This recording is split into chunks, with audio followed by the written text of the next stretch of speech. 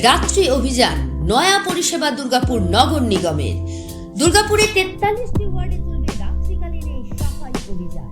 পশ্চিম বর্ধমান জেলার দুর্গাপুরে নয়া উদ্যোগ নিল পুরসভা। রাত 9টা বাজতে শুরু হবে অভিযান। বাজারে বাজারে বজ্র সংগ্রহ করবেন সাফাই কর্মীরা। কমবে স্বস্তি পাবেন এলাকার মানুষ। দুর্গাপুর নগর নিগমের পক্ষ থেকে দুর্গাপুর শহরকে জঞ্জাল মুক্ত রাখার জন্য দুর্গাপুর স্মার্ট নগরীর ট্রাম্প রোড সংলগ্ন একটি বেসরকারি স্কুলের সামনে সন্ধ্যাকালীন দোকান, হোটেল ইত্যাদি থেকে ময়লা সংগ্রহ করার মিশন নির্মল বাংলার গাড়ি উদ্বোধন করলেন দুর্গাপুর নগর নিগমের পুর প্রশাসক অনিন্দিতা মুখার্জি। উপস্থিত ছিলেন পুর কমিশনের আব্দুল কালাম আজাদ, প্রশাসক মণ্ডলীর সদস্য এবং সদস্যরা। পুর কমিশনের আব্দুল কালাম আজাদ দোকানে দোকানে গিয়ে দোকানদারদের অবগত করলেন, বললেন আজ থেকে আপনারা আমাদের গাড়ি মিশন নির্মল বাংলায় আপনারা বজ্র ফেলবেন। আমরা সবাই এক একটা সময় নির্দিষ্ট করেছি, যে সময় সেখান থেকে শুরু করা হবে। তো আজকে এখানে আমাদের শুভ অনুষ্ঠানের সূত্রপাত। আশা করছি যে দুর্গাপুরকে আমরা আরও বেশি পরিচ্ছন্ন নির্মল করতে পারবো এবং এখানকার পরিবেশকে আরও অনেক।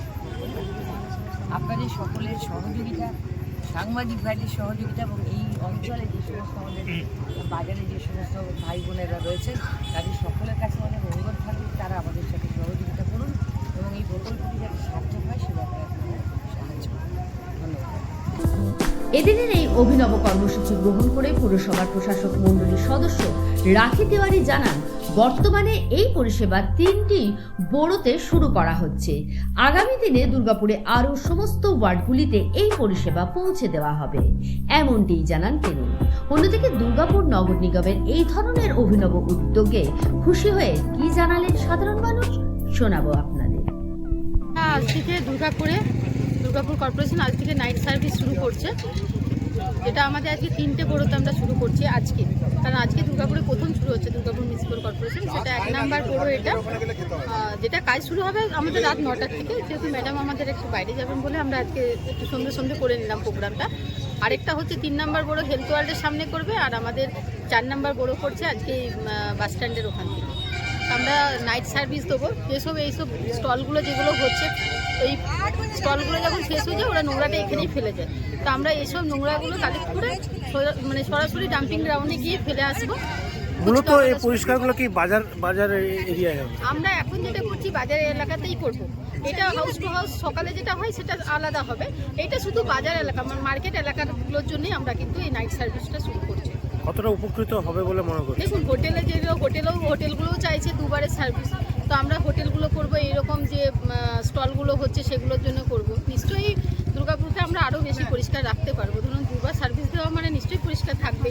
এই যে এখানে যারা আপনারা দেখতে পাচ্ছেন যেসব স্টলগুলো আছে তারা তো নোংরাটা ফেলে দিয়ে চলে যায়, কিন্তু সেটাও যদি আমরা সরাসরি গাড়িতেই নিতে পারি তাহলে দুর্গাপুর নোংরা থাকবে না, জায়গাটা আমরা পরিষ্কার রাখতে পারি। আপনার নাম? রাখি Tewari, board member, Durgapur municipal corporation.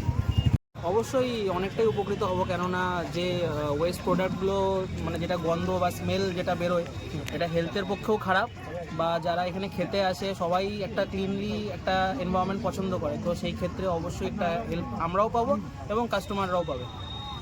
আপনার নাম? আমার নাম মৈনাক কুণ্ডু। দুর্গাপুর নগর নিগমের উদ্যোগে শহরের বুকে এই রাত্রিকালীন পরিষেবা শুরু হওয়ায় নতুন চেহারা দেখা যাবে শিল্পাঞ্চলে। দূষণের হাত থেকেও রক্ষা পাবে শিল্পাঞ্চলের সাধারণ মানুষ। শহরের 43টি ওয়ার্ডে বজায় থাকবে এই পরিষেবা।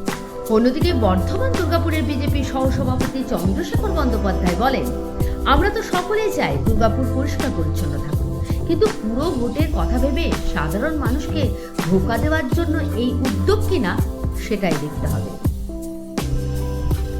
Bureau report, activist Bangla, Durgapur.